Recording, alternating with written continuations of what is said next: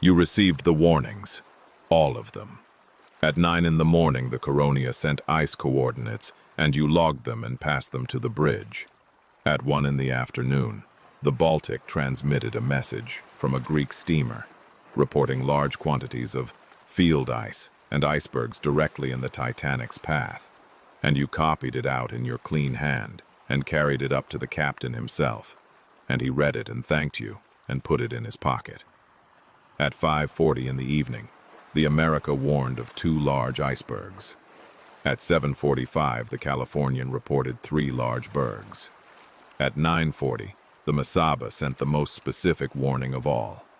Field ice and heavy pack ice and icebergs, an enormous area of it. The exact stretch of ocean the Titanic was moving through at 22 knots. You received it. You were busy. But the passengers had been giving you messages all day. Personal telegrams, business messages, the enormous backlog of social correspondence that wealthy people apparently require even in the middle of the Atlantic Ocean. And the equipment had broken down the previous night, and you had been working double shifts to clear the queue. And the Mesaba's message came in while you were in the middle of transmitting a passenger's telegram to New York, and you set it aside. You set it aside. You meant to pass it to the bridge. You were 22 years old. You were very tired. At 11:40, you are going to feel the ship shudder, and the thing you set aside is going to be there, on the desk, next to the key, for the rest of the night.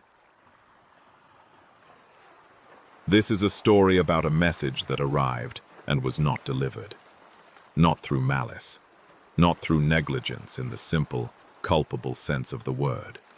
The sense that implies a man who knew what he was doing and chose not to do it anyway. Through the more ordinary, more human, more unforgivable kind of failure. The failure of a tired young man doing too many things at once, who made a reasonable decision in a reasonable moment, who set something aside because something else seemed more urgent, who told himself he would get to it in a minute. He got to it 2 hours later. By then, the minute had cost 1,500 lives. His name was Harold Bride. He was 22 years old, junior wireless operator on the RMS Titanic, born in Nunhead, South London, the son of a man who sold furniture and had no connection to the sea. Then he had joined the Marconi Company at 19, after completing the wireless operator training course in London, a 6-month program that produced technically proficient operators but did not, as he would later reflect, spend much time on the question of which messages were more important than others, or on what it felt like to realize, too late, that you had chosen wrong. His senior operator was Jack Phillips. Phillips was 25, from Godalming in Surrey, experienced and capable and exhausted. He had been working nearly continuously since the equipment failure the previous evening, covering both watches. And he was the one at the key when the warnings came in. And he was the one who had his hands full with the passenger backlog. And he was the one who, at 11 p.m., had told the Californian's wireless operator to shut up because he was busy working Cape Race. 40 minutes later, the Californian was the nearest ship to the Titanic when she began to sink. She was so close that her crew could see the Titanic's distress rockets from the bridge. She did nothing because her wireless operator had gone to bed. The sequence of events on the night of April 14th, 1912, is a chain of small, ordinary, entirely human failures, each one alone insufficient to cause a disaster, each one in combination with the others, producing one of the worst nights in the history of the sea. You are the man at the beginning of the chain. You are also the man who will sit at that key after the collision and send into the dark, over and over, for the 2 hours and 40 minutes it takes the Titanic to go under. The signal that defines the night. In this story, you are Harold Bride. The key is under your hand. What you did and what you did not do are both yours, and they always will be. The wireless room of the Titanic is not large. It is a room the size of a generous closet, fitted into the boat deck superstructure just aft of the bridge. A space that contains two men, one transmitting key, one receiver, two sets of headphones, a logbook, a desk that is always covered in paper, and the equipment itself. The transmitter and the receiver and the aerial leads going up to the wires strung between the two masts. The wires that are your connection to the world. Your only connection. The thread of signal that runs from this small room outward across the surface of the Atlantic, in all directions at once.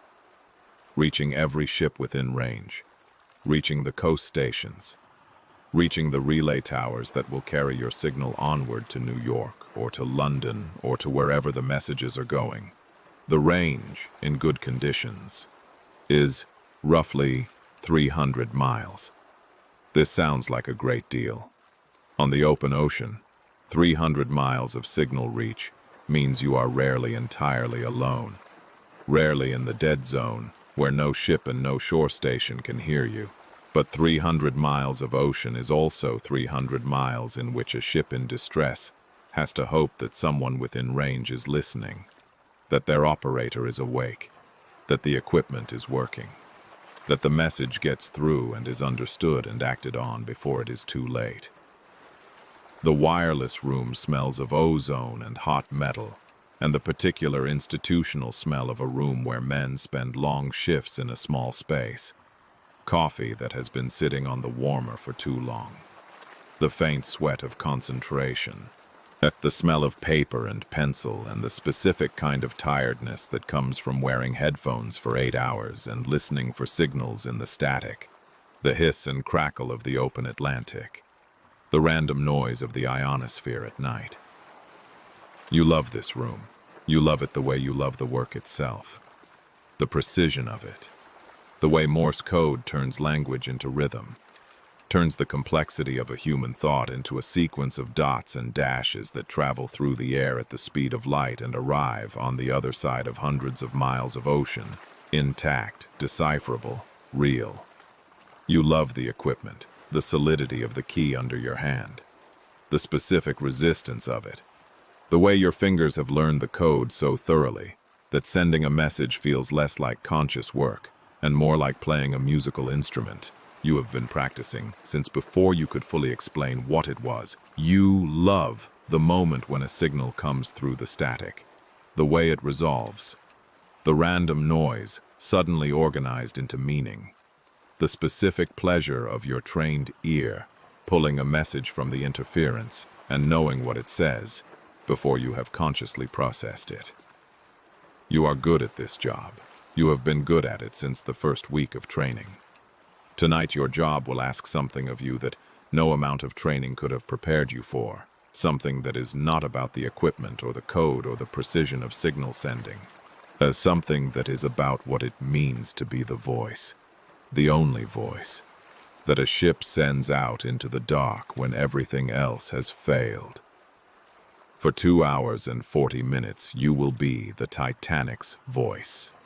You will sit at that key, and you will send, over and over, the signal that means, we are here, we are dying, please come. And the question that will define the rest of your life is not whether you sent it well, you sent it perfectly. The question is, what happened before?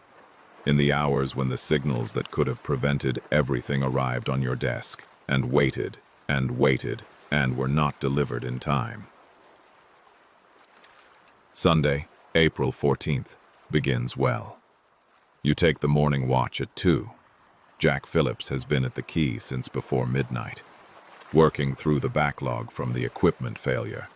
And when you relieve him, his eyes have the specific redness of a man who has been staring at a receiver for too long in poor light.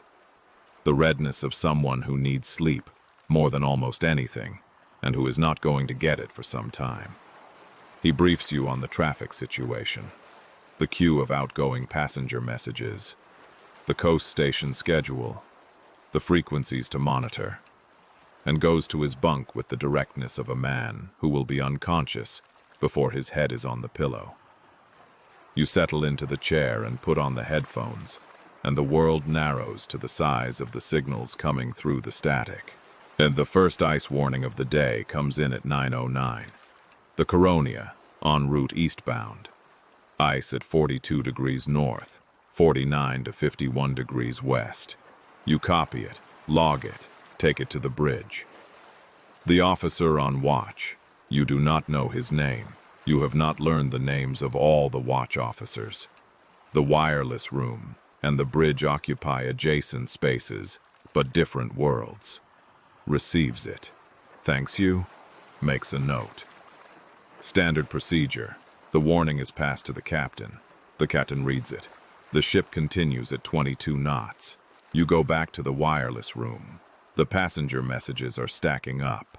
A woman in first class wants to send a message to her sister in New York about the arrival time.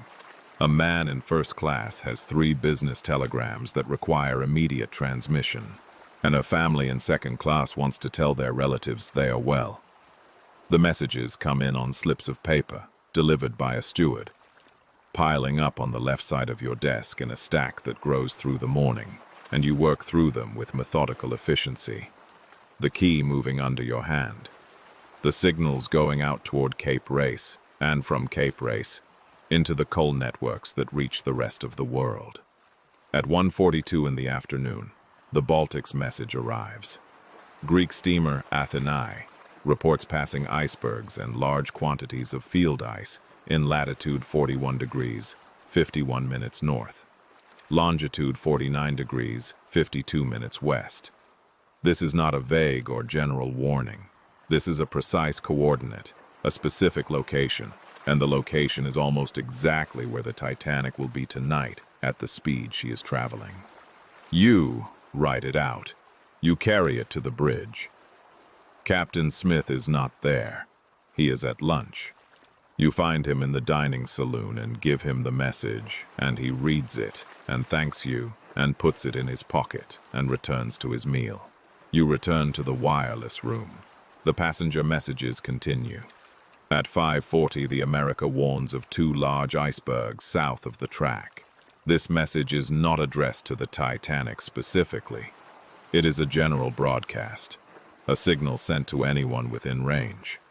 And you receive it, but you are in the middle of a long outgoing transmission, and you log it, but you do not immediately take it to the bridge, because you are busy and because there have already been 2 warnings today, and the ship is still moving at 22 knots, and no one has suggested that any of this requires a change of course. And at 7:45, the Californian reports 3 large bergs. You log it. The queue is very long. Phillips has come back on shift and you are both working. You mean to pass the Californian's message to the bridge. You do not pass it immediately. At 9:40, the Mesaba sends its warning. This is the warning that covers the entire area of ocean that the Titanic is currently crossing. The position is exact. The description is precise. Heavy pack ice. Great number of icebergs. This is not a vague general notice. This is a specific, targeted, urgent warning about the specific stretch of water you are in right now. At this speed, at this hour, you are transmitting a passenger telegram to New York. You are nearly at the end of a very long shift. You set the Mesaba's message on the right side of your desk. You finish the passenger telegram. You begin the next one.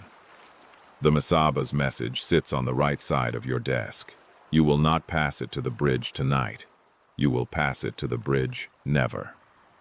Because in 58 minutes, the ship will hit the iceberg that the Mesaba told you was there. And the message will still be on your desk. And Phillips will be at the key sending distress signals. And you will be pulling on your shoes in the bunk where you went to sleep 2 hours ago, not knowing yet what the Mesaba's message has been waiting to tell you. You will know in a moment. You will know for the rest of your life.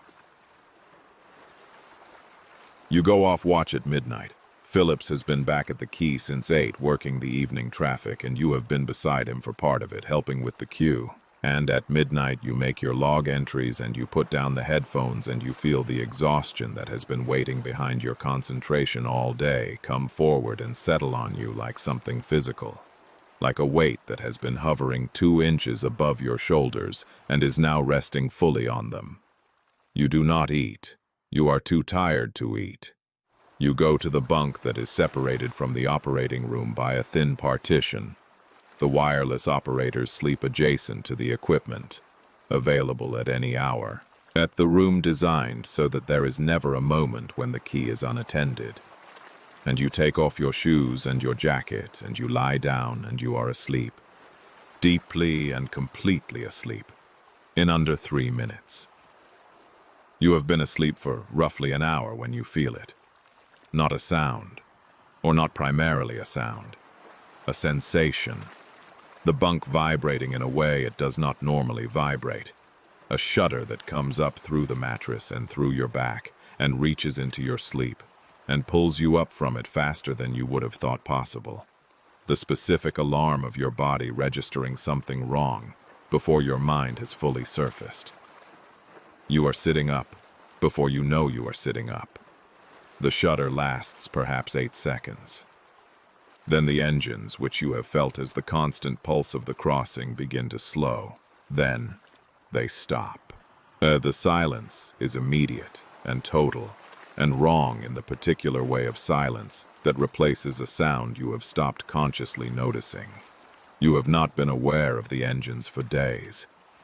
They have simply been the background of everything, the pulse beneath the ship's life. And now that they are gone, the silence has a texture to it, a pressure, the silence of something missing. Phillips appears in the partition doorway. His face is the face of a man who does not yet know what has happened, but who has been at sea long enough to know that what he does not yet know is probably significant. He says, "Did you feel that?" You say, "Yes, you put your shoes back on." You put your shoes on in the dark of the wireless room bunk with the engine silent and the ship wrong underneath you and the Masaba's message still on the desk 2 feet from where you are sitting, and you do not know yet that the message and the silence are the same story. You are about to find out. Captain Smith comes to the wireless room at 12:15. You have been up for 20 minutes, dressed, sitting beside Phillips at the key. Both of you waiting. Waiting the way you wait on a ship when something has happened and the information about what has happened has not yet reached you. When the ship is wrong, but you do not know how wrong. When the evidence available to you is the stopped engines and the particular stillness and the quality of the crew movements you have glimpsed through the door. Movements that have the pace of urgency without the visible sign of catastrophe.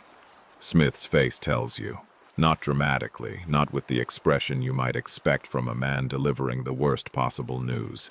Not pale, not shaking, not performing the reaction that the situation might seem to demand. Smith is 62 years old, and he has been a sea captain for 30 years. He has had emergencies before, smaller ones, manageable ones, and the practice of those emergencies has produced in him a specific kind of composure. The composure of a man who has learned that the useful response to a crisis is not the emotional one, but the functional one, and who has been practicing the functional one for so long that it has become, to some extent, the only one available to him.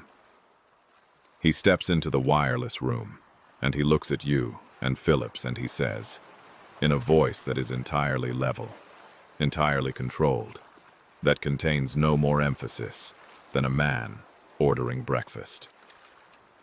We have struck ice. Send the call for assistance. Phillips is already at the key. You stand up. You move to the window. You look out. The boat deck is lit. The electric lights are on. All of them. And the full illumination of the ship running as it always runs, and in the light you can see the davits and the covered boats and the beginning of movement. Crew members, a few of them, moving with direction.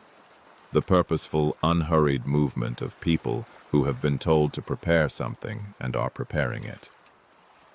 The stars above are extraordinary. The sky is completely clear, no moon. And the stars are the stars of the open ocean, far from any land-based light, brilliant and dense, the Milky Way visible as a smear of light across the black sky. You look at the stars for perhaps 5 seconds. You turn back to the room. You sit back down. Phillips is sending the CQD, the standard distress call, the one that has been in use since wireless began. The one that means come quickly, distress, and the code that every operator on every ship in range is trained to recognize and respond to immediately. He sends it, and he sends the Titanic's position, and he sends it again, and you both put on your headphones, and you listen for responses in the static. The static is the sound of the Atlantic at night, the broad hiss of the ionosphere, the random crackle of electrical discharge, and underneath it all, the specific quality of a frequency being monitored by operators on distant ships who are, right now, in their own small rooms very like this one, listening in the dark for exactly the signal that Phillips is sending. Someone will hear it. You have to believe that. Someone will hear it, and they will come. The question that you will not allow yourself to think about directly, not yet, not while there is work to do, is whether they will come in time. The key is different at midnight on a sinking ship than it is at noon on a calm crossing. Not mechanically. The key is the same key, the same brass lever, the same resistance under your hand, the same clicks that produce the same dots and dashes that travel through the same aerial wires to the same open Atlantic.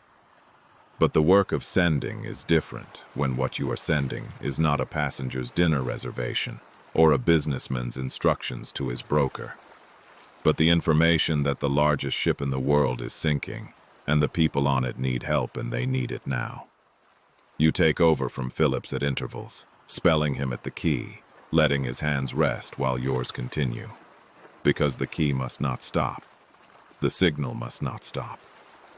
The gap in transmission is a gap in your only connection to the possibility of rescue.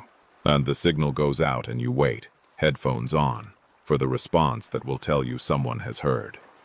And when the response comes, when the operator on another ship sends back the acknowledgement, the specific relief of it is physical, something that moves through your chest, the relief of not being alone. The first to respond is the Frankfurt, a German liner. She is far, too far to reach you in time. Her position when you calculate, it puts her roughly the wrong side of useful, and you tell her this with the flat efficiency of a man who cannot afford to spend time on ships that cannot help. Phillips, when the Frankfurt operator asks for more information rather than immediately turning toward your position, it tells him to shut up and stand by. The specific language of a man whose patience for anything less than immediate useful action has run out completely. The Carpathia responds at 12:28. Her operator is Harold Cottam, 21 years old, still dressed because he was about to go to bed, and had his headphones on for one last listen before turning in. One of the small accidents of timing that defines this night. The accumulated luck of a young man who happened to be listening at the right moment. He acknowledges your signal and sends your position to his captain, and the Carpathia turns. She is 58 miles away. She will be here in 3.5 hours. 3.5 hours. You look at the time. You do the mathematics. The mathematics do not resolve into a comfortable answer. You keep sending. And Phillips switches to the new distress call, SOS, adopted by international agreement in 1908. Simpler and more distinctive than CQD, 3 dots, 3 dashes, 3 dots. A signal that is easier to identify in heavy static, because its pattern is unlike any other sequence in regular communication use. You will later read accounts that say Phillips sent the SOS with a grim joke. Might as well send it. It may be our last chance to use it. Whether he actually said this or whether it was added later by someone who understood what good copy the line made, you cannot be certain. What you are certain of is the key moving under his hand and the signal going out, and the specific silence of listening for responses in the static and the cold of the wireless room, which you have not noticed until now. which is the cold of a room on the boat deck of a ship that is no longer heating itself against the North Atlantic night. You can feel the cold in your fingers as you send. You send anyway. The key does not stop. Every signal you send is going out into 300 miles of dark ocean, and every one of them contains the same information. We are here. We are at this position. We need help. Please come. And the specific torture of the wireless room at this hour is that you cannot know when you send who is listening. You cannot know how many ships are within range and have their operators awake and on the key. You cannot know how many of your signals are arriving in empty rooms. The headphones on the hook, the operator in his bunk, the receiving equipment running, but no one there to hear it. You send into the unknown. You have no other option. You keep sending. At 11 p.m., 1 hour before the collision, Jack Phillips told the Californian to shut up. You need to understand what happened. The Californian is a small cargo steamer, roughly 10 miles from the Titanic's position, close enough that her crew can see the Titanic's lights from the bridge. Will in fact see the Titanic's distress rockets later in the night and discuss them among themselves and decide that they are probably company signals, private communications between liners that do not require a response. Her wireless operator is Cyril Evans, 22 years old, working the single operator watch that most smaller ships maintain. He has been hearing the Titanic's traffic all day. The passenger messages, the ice warnings going out, the busy work of a major liner's wireless room. And at 11 p.m., and immediately before going off watch, he attempts to warn the Titanic about the ice the Californian has stopped for. The ice that her captain decided was too dangerous to proceed through at night. Evans' transmission is loud, very loud.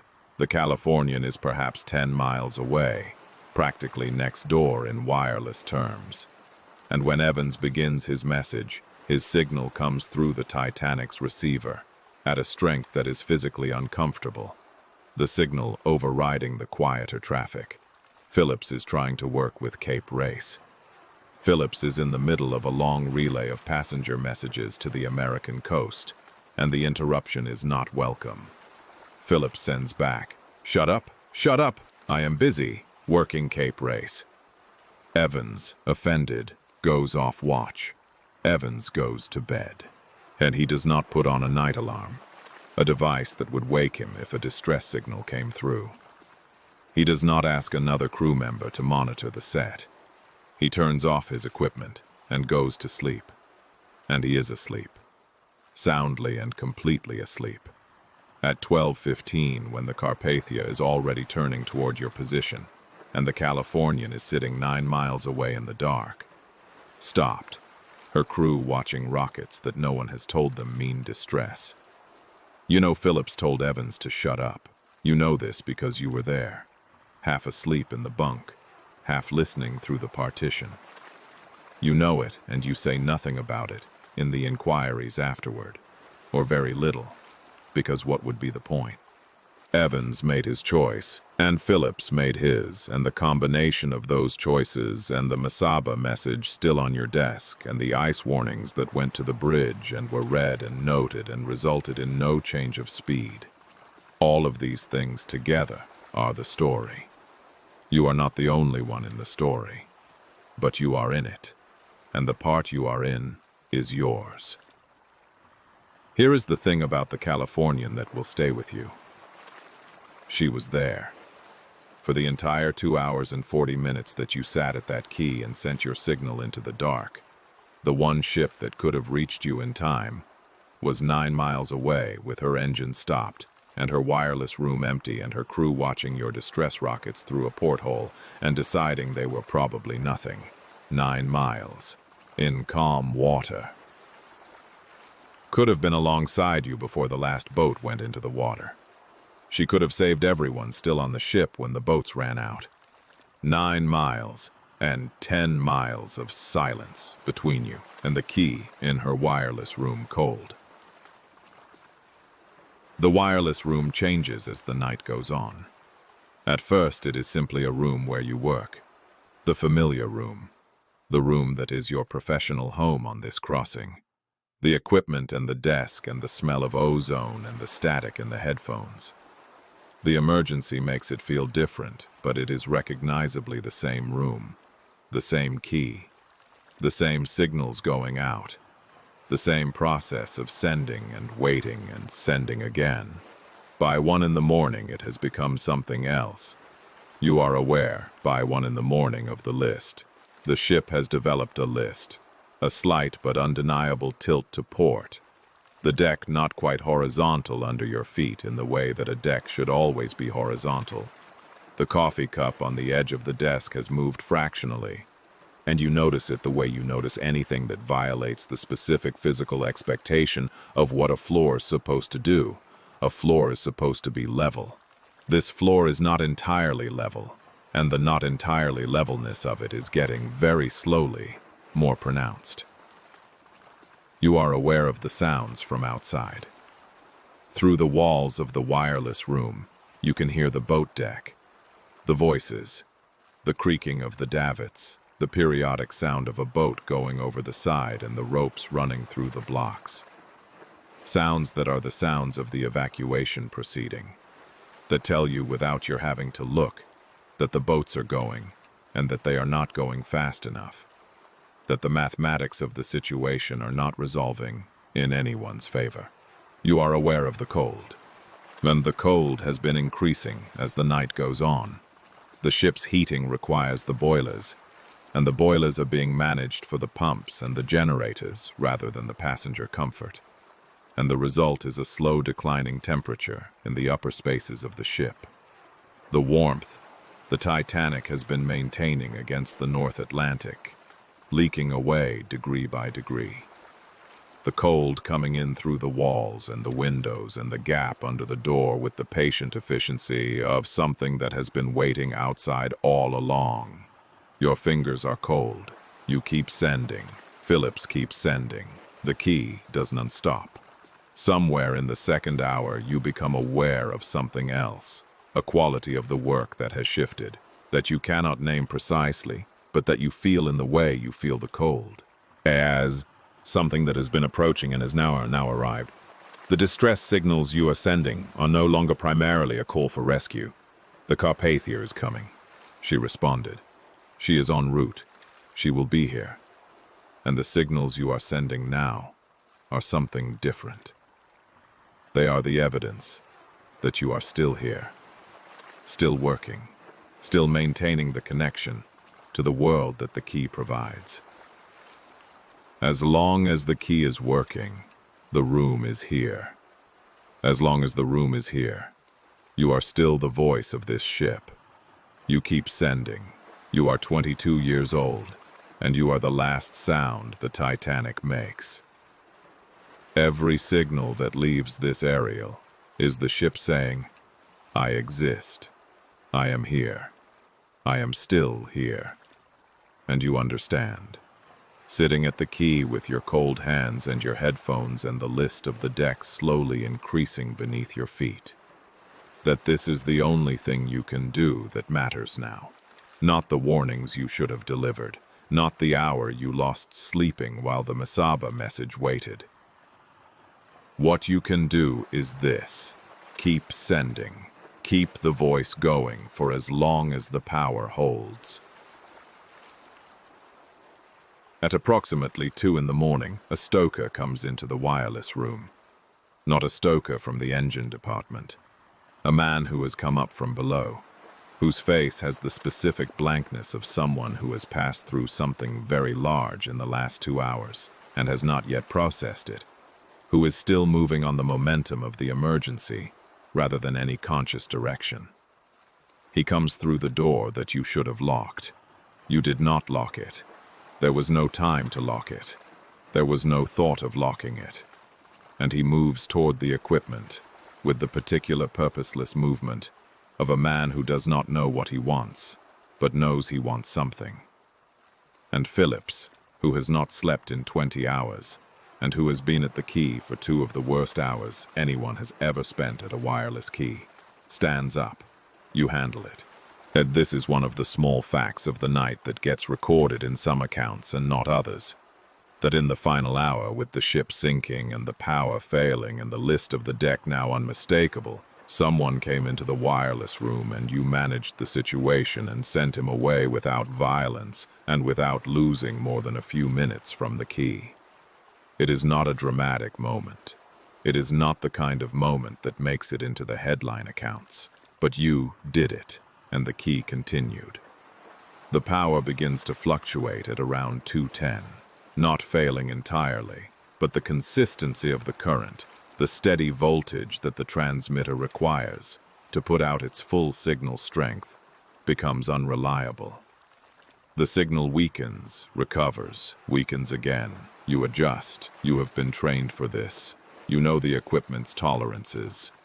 And you adjust the power settings with the specific economy of a man managing a limited resource. The same economy you have been applying to your own reserves for the last 2 hours. The list is pronounced now. You can feel it in the way you are sitting. You have shifted your weight without thinking. Your body making the adjustments that bodies make when the floor is not doing what floors are supposed to do. And the shift is significant enough that you notice it consciously and register it as information. The bow is lower. The bow is substantially lower than it was an hour ago, and the rate at which it is becoming lower has been increasing. You do not say this to Phillips. He knows.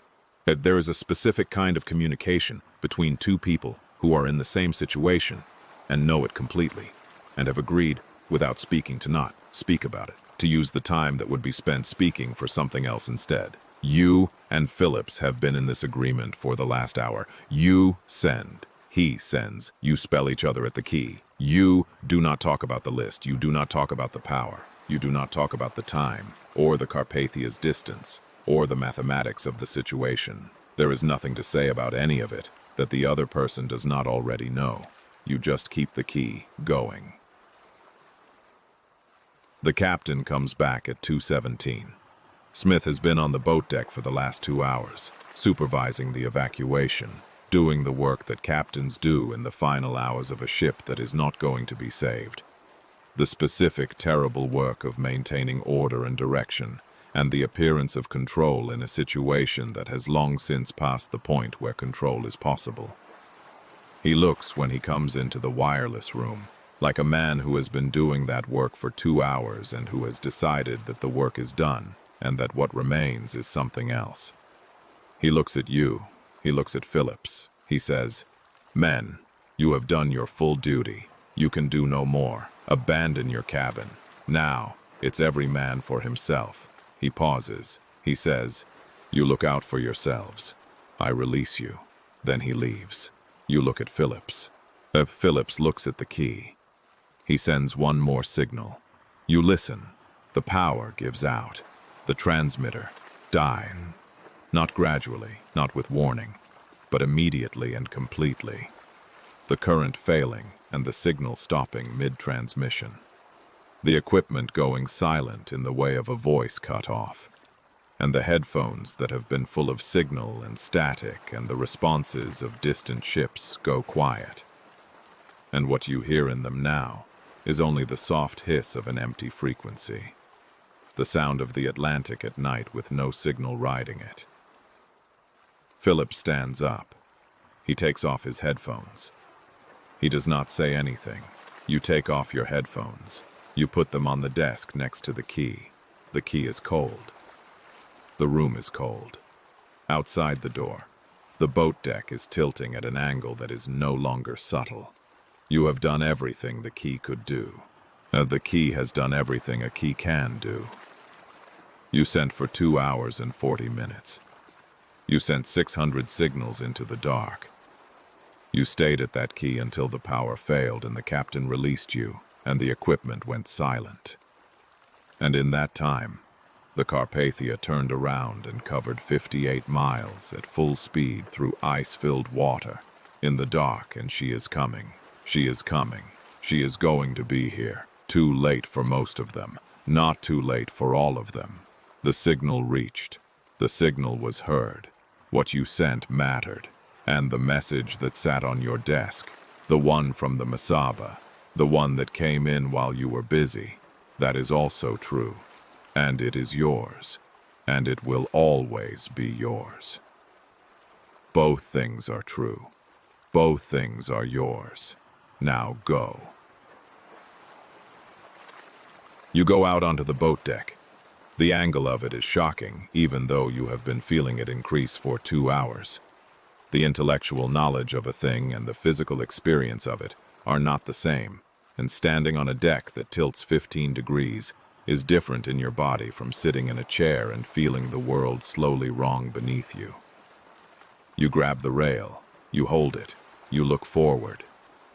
The bow is under the water, not the whole bow, but the forward section, the part of the ship that has been going down since midnight, is visibly, undeniably, finally below the surface. The sea level running diagonally across the hull, the lights of the forward portholes already submerged and glowing underwater, in a way that is both beautiful and impossible looking. And the electric light diffusing through the dark water in an eerie blue-green that illuminates the hull from within. The remaining people on the boat deck are moving aft, not running, walking with urgency, the specific movement of people who have accepted what is happening and are negotiating with it. Not the screaming panic you might have imagined, but something quieter, and in some ways worse. The sound of hundreds of people understanding together that the remaining options are very few. You look for Phillips. Phillips is beside you. He has taken his life belt. His face is the face of a man who is doing the same calculation you are doing. The angle of the deck, the remaining boats, the time, the water temperature, the specific arithmetic of what happens to a person in 28-degree water, and how long. You move aft together. There is a collapsible boat on the roof of the officers' quarters. The last one, the one that has not yet been launched. And you help with it. You and Phillips and several crew members who are still working, still doing the job, still maintaining the discipline of people whose job it is to put others on boats before themselves. The collapsible is heavy and the deck is tilting, and the work is the hardest physical work you have done in your life, and you do it. You get it to the water. The wave comes before you can get in. The sea, which has been rising, meets the deck in a rush of cold black water. Not a wave in the surfing sense, not a dramatic crash, but the deck meeting the ocean accepting the deck, the Titanic beginning the final transition from a ship to a wreck. And the water that comes over the deck is the water of the North Atlantic at 28 degrees Fahrenheit. And it is cold in a way that you were not prepared for, even though you knew it intellectually, even though you had been told, even though you had done the calculations about what this temperature does to a human body. The cold is absolute. The cold is the most complete physical sensation you have ever experienced. Not painful, not at first, but total. A total immersion in something that redefines the boundaries of your body, that replaces the air in your lungs with the specific clarity of what is and what is not, what is warm and what is not, what is alive and what is not. You kick, you find the collapsible, you hold on.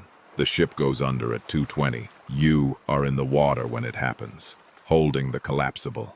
At your legs numb below the knee, the cold working upward through your body with the same patience with which it has been working through the night. And you feel the pull of it. The suction of 46,000 tons of steel going down. The ocean closing over the place where the Titanic was. And then the stars. The stars are extraordinary. The same stars that were there all night, that you didn't see because you were in the wireless room, that have been there the whole time. And now there is only the water, and the collapsible and the stars and the sound, and you hold on. You are pulled out of the water at 4:30. You have been in the ocean for 2 hours and 10 minutes. The North Atlantic at 28 degrees Fahrenheit for 2 hours and 10 minutes. You are alive because you had a life belt, and because you found the collapsible, and because you held on, and because the cold which does its work at different rates on different bodies, had not yet finished with yours when the Carpathia's boats reached you. Your feet are frostbitten, both of them, badly, the skin blistered, the tissue damaged by the specific injury of prolonged immersion in water at the temperature at which biological processes begin to fail. You cannot walk without assistance. You are carried onto the Carpathia and put into a bunk and covered with blankets and given hot water bottles and the specific professional attention of a ship's doctor who has been doing this for 2 hours already and will be doing it for 2 more. You ask about Phillips. No one answers immediately. You ask again. A steward tells you that Phillips was pulled from the collapsible, but that he did not, that the cold. You stop asking. You lie in the bunk. Through the porthole, which is at eye level from where you are lying, you can see the debris field. The wreckage of the Titanic, floating on the flat surface of the ocean. The deck chairs and the paneling and the rope and the objects that the ship carried into the water and left on the surface. The Carpathia is moving slowly through it, the rescue boats going out, and the work continuing. You can see the light changing on the water, the gray of coming dawn, the slow reversal of the night, the sky beginning the process of becoming day. You think about the key. You think about the Masaba's message, still on the desk in the wireless room, now 12,000 feet below you on the floor of the North Atlantic. You think about what it contains, the latitude, the longitude, the heavy pack ice, the great number of icebergs. And you think about the ship that those coordinates describe, and the sea that those coordinates describe, and the fact that the description was accurate, was perfectly accurate, was received and logged and set aside. You lie in the bunk. Your feet hurt. Outside the porthole, the dawn is coming up over the debris field of the Titanic, and the light is very clear and very cold. And the Carpathia is moving through the wreckage, and somewhere in the wreckage, the wireless room is on the seafloor, and the key is cold. And the last signal you sent has already traveled 300 miles in every direction, and is still traveling, growing fainter, the signal attenuation reducing it mile by mile until it blends back into the noise of the ionosphere, until it becomes indistinguishable from the background radiation of the universe, until it is simply part of the energy of the world. You sent it. It was heard. It was heard. That is what you hold on to. In the inquiries, in the years after, in the long remainder of a life that continues past this morning, you hold on to the key and the signal and the fact that it was heard. The other thing is also there. The message on the desk, the hour of sleep, the 58 minutes between the Masaba's warning and the ice. That is also yours. You carry both. You keep them both. You do not put either one down.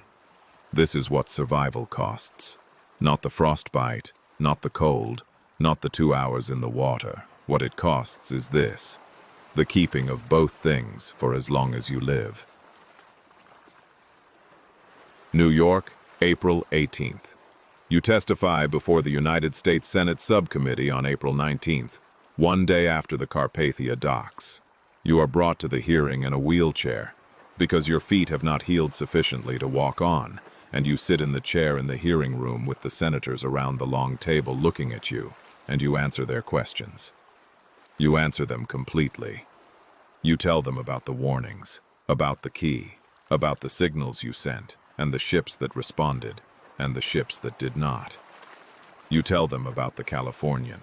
You tell them, when asked about the Masaba's message, that you received it, and that it was not immediately passed to the bridge, and that the reason was the press of passenger traffic, and the late hour, and the state of the queue.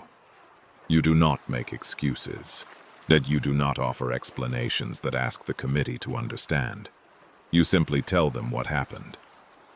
Senator William Smith, who chairs the subcommittee, looks at you when you are done with the testimony, and he says, "You are a very brave young man. You do not feel brave. You feel 22 years old and exhausted, and in pain, and aware. with a precision that no amount of distance will reduce.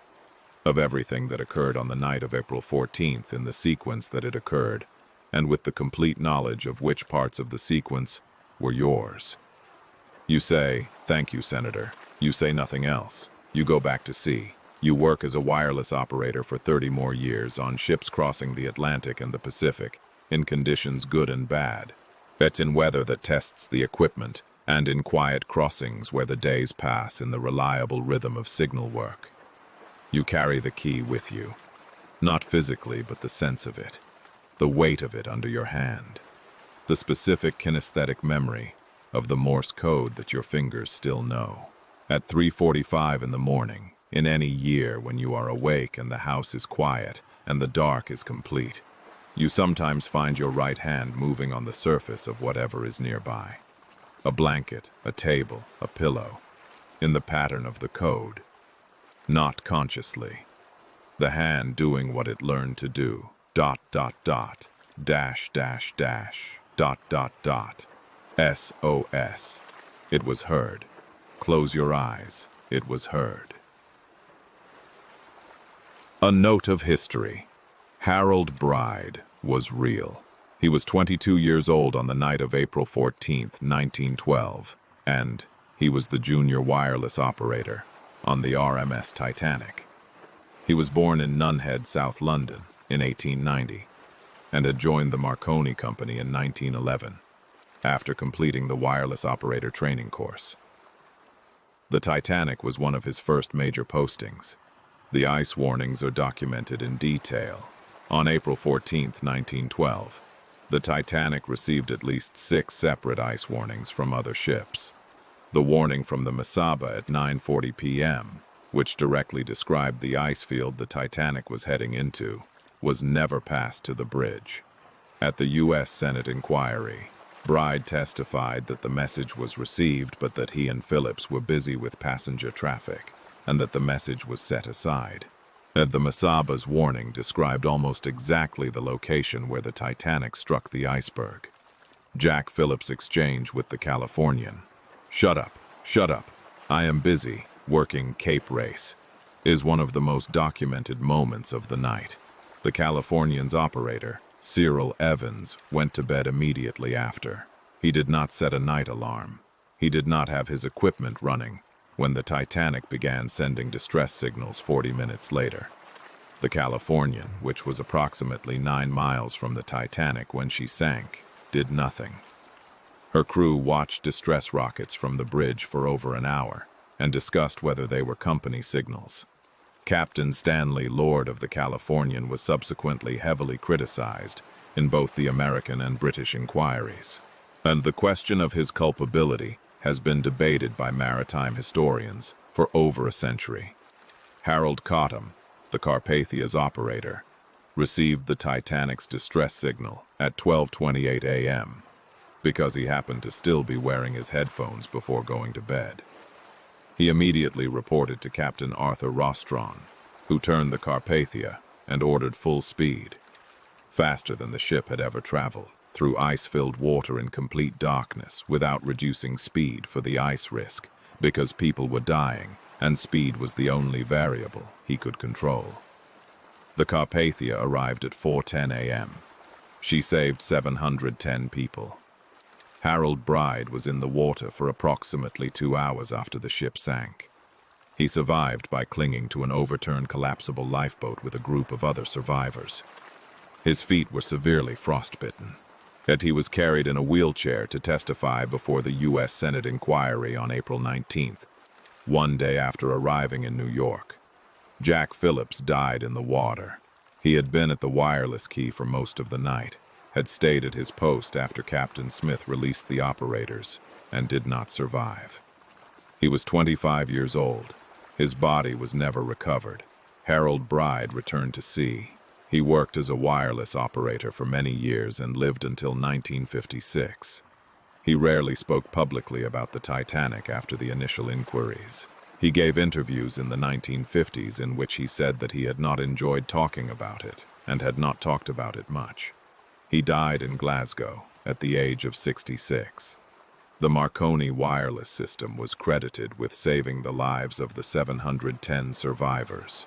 Before wireless, and ships in distress had no means of calling for help beyond visual signals and flares.